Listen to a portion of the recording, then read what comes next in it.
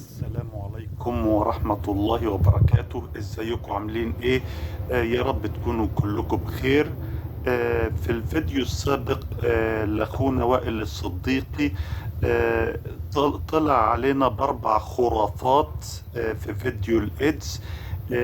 قال فيهم ان مصر هي الدولة الاولى عالميا في تجارة الاعضاء البشرية، وانها الثالثة عالميا، رقم ثلاثة عالميا في الايه، في التلوث، ورقم اتنين في التحرش الجنسي، وانها سابقا كانت رقم واحد في الكبد الوبائي، سي، فيروس سي. قبل ما ابتدي الكلام يا اخوانا، الخرافات الاربعة دول مقشة وجروف وبرميهم في الزبالة. لان انت لما تعمل لهم جوجل هتكتشف ان الكلام ده كلام غلط وكلام فارغ. بعد كده يا اخوانا، اخونا وائل الصديقي لما جه يتكلم في فيديو الايدز عن انتشار الايدز في مصر، ما عجبتهوش الاحصائيات الرسمية، وقال انها مشكوك فيها بسبب ان في مصر صعب انك تحصل على بيانات دقيقة. وقد يكون هذا صحيح مش بس في مصر، في دول كتير من العالم. وانا لا انفي ان احنا طبعا لازم نكون جادين في محاربة امراض الدم كلها، وانا فاهم ان في اصلاحات محتاجة تتعمل، ما بقولش لا. ولكن اللي حصل ان هو قال ان ده دليل ان مصر هي الاعلى عالميا في الايدز، وده كلام فارغ. انت مش عشان تثبت نظريتك تقول ان الحصول على المعلومات الدقيقة صعب. ماشي، هو كون الحصول على المعلومات الدقيقة عن الايدز في مصر صعب، ده مش دليل اوتوماتيك يخليك تستنتج انها الاولى عالميا في الاصابة بالايدز. وراح بقى بعد كده بعد هذا الزعم الواهي، راح ان هو يستخدم ادلة واهية عشان يمرر بيها الاجندة بتاعته.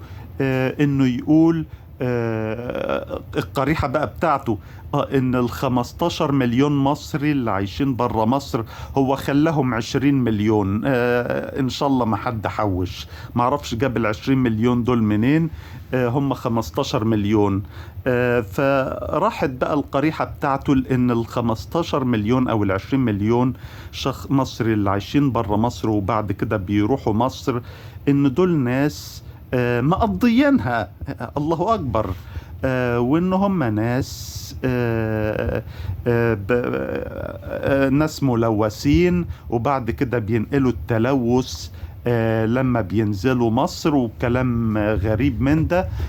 طبعا انا مش هقول ان ال15 مليون مصري اللي عايشين برا مصر كلهم ما فيش ولا واحد منهم عنده ايدز، ولكن اساسا اللي عايشين برا مصر دول يا اخوانا ناس مطحونين في الشغل، وحتى اللي منهم في الخليج مع الجنس مش متوفر هناك. امريكا الجنس مش متوفر. اوروبا هنقول جايز يكون موجود بفلوس وبفلوس غالية، ففي الحالة دي برضو ما ينفعش نقول ان هو متوفر. فيا اخوانا، ما صيغة المبالغة، المبالغات والاستدلال بأشياء واهية عشان يمرر أجندته، ده غلط. دي مش طريقة عشان تعمل بيها استنتاج علمي سليم. هذه ليست من سمات العلماء الأجلاء يا أخ وائل. فبالنسبة للمصريين اللي عايشين برا مصر، من فضلك اتكلم عن نفسك وما تحاولش تلوثهم بالعافية عشان تطلعهم ان هم كلهم موبوئين، او اغلبهم حتى موبوئين وبينزلوا مصر ينقلوا وباء للمصريين. وبعد كده اتكلمت عن الصومال ودول اللي هي جت القرن الافريقي اللي جم مصر بالالافات وجابوا ايدز معاهم.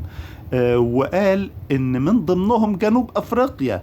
جنوب افريقيا تصحيحا لمعلومات جنابك ما هياش دولة قرن افريقي، ده نمرة واحد. نمرة اتنين، جنوب افريقيا، الجنوب افريقي صحيح بلد وإن كانت أخطر بلد في العالم، لكن على المستوى العام عايشين عيشة اقتصادية أحسن من مصر، فدول ما بيهاجروش لمصر ولا بيلجأوا لمصر. انت جايز هفترض انك لخبطت بينها وبين جنوب السودان، والله اعلم.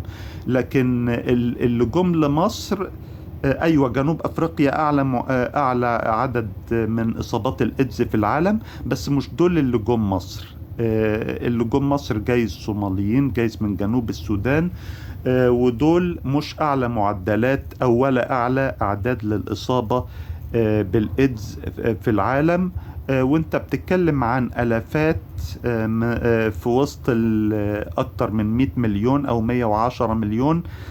فما تقدرش تقول ان دول زودوا نسبة الوباء، او حتى يا اخوان دي مش ادلة اصلا تقول بيها ان الايدز زاد بالطريقة دي.